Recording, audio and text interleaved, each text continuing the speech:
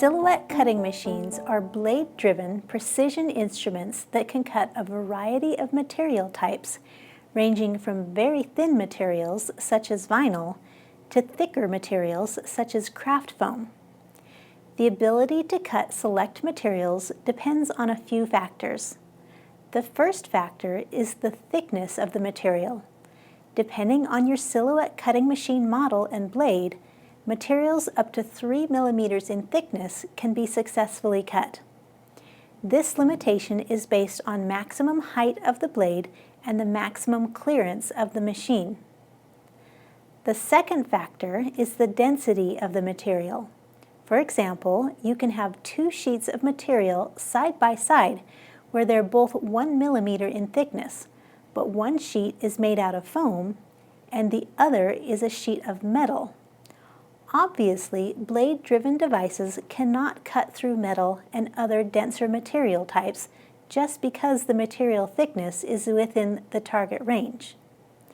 Though density is difficult to measure in terms of ability to cut, as a general rule, if you cannot cut the target material with a pair of scissors or manually with a craft knife, then it will not be able to be cut by a blade-driven cutting machine.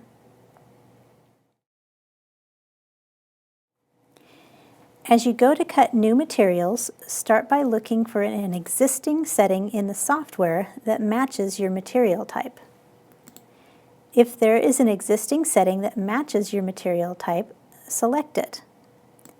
If this is the first time you've attempted to use this material, be sure to perform a test cut before sending your entire job. The test cut feature is found in the Send Us section at the bottom of the panel. The test cut will create a small triangle inside a box wherever your blade is currently positioned.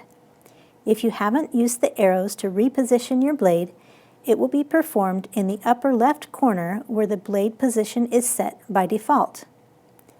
If the test cut works well, your job should likewise cut properly and you can proceed to send the job. If adjustments are necessary, or if you're starting from scratch with a unique material type, the following are guidelines and settings you'll need to consider. The blade number setting indicates the amount of blade exposed from the blade tip in 0.1 millimeter increments. The higher the number, the more the blade will be exposed, and therefore the deeper the cut will be. The blade number setting should match the actual thickness of your material. For example, if you're working with a sheet of cardstock that is 0.3 millimeters in thickness, you'll want to set your blade to a setting of 3. If your test cut is too deep, you can reduce the blade number and decrease the amount of blade tip being exposed. When considering the blade number setting, always make sure that the correct blade or tool is selected in the software. If using an auto blade, the setting will automatically adjust to the number displayed in the software, so all you'll need to do is tell the software what setting to use. All other blade types need to be adjusted manually to the recommended or selected level prior to loading them into the machine. For these manually adjusted blades, the software setting displayed on screen is simply a prompt to remind you what setting to use for the material in question. The force setting controls how hard the blade is pressing down. If your material is tearing and cutting too deeply, you will want to reduce the force.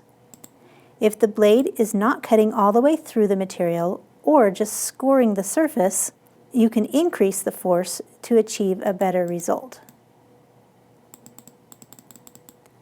As you work to define your material settings, remember that the key to successful cutting results is to find the lowest possible combination of blade and force settings where the silhouette is still able to cut your material successfully.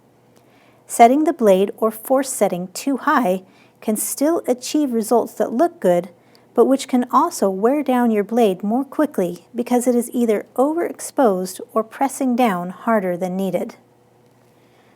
The speed setting controls how fast the cut is being performed. In other words, this is the speed of the left-right movement of the blade carriage, as well as the in-out movement of the roller bar feeding the mat or material in and out of the machine. Though some material types need to be cut more slowly in order to cut properly and cleanly, faster levels are available to make the overall cutting process go faster if you're using compatible material types that can be cut more quickly.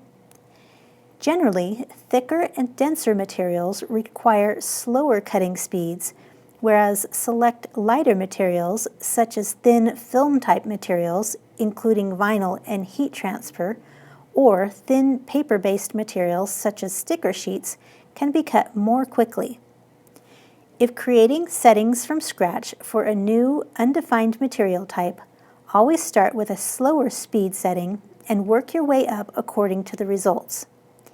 You may wish to lower the speed level if you're finding that certain parts of the design are tearing, most often in the corners of the design, or if the material is being lifted from the backing during the cutting process. These three settings, blade setting, speed, and force, are the basics for all material settings. There are also additional cut settings available that may be necessary for certain material types as follows. The passes setting tells the machine how many times it should cut the design. This setting is defaulted for a setting of 1 for most materials.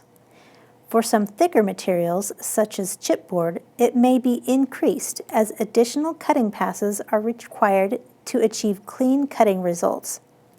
If you're cutting a thicker or denser material and it is not cutting through after increasing other settings, you may increase the number of passes in order to provide a cleaner or more complete cut. By default, the line segment overcut setting is off.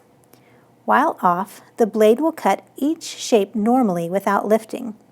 During the cutting process, the blade tip normally rotates to accommodate corners and curves. However, if you are using a material that requires weeding, such as vinyl or heat transfer, or the corners of your design are slightly torn or not cutting through with regular cutting attempts, you may wish to turn on the line segment overcut setting. When this setting is on, the blade will begin cutting slightly before the line begins and then lift between each line and finally end the line slightly beyond the actual original line. This overcut is very small and usually unnoticeable. The intention of this overcut function is to create a clean cut corner for each point where two lines meet.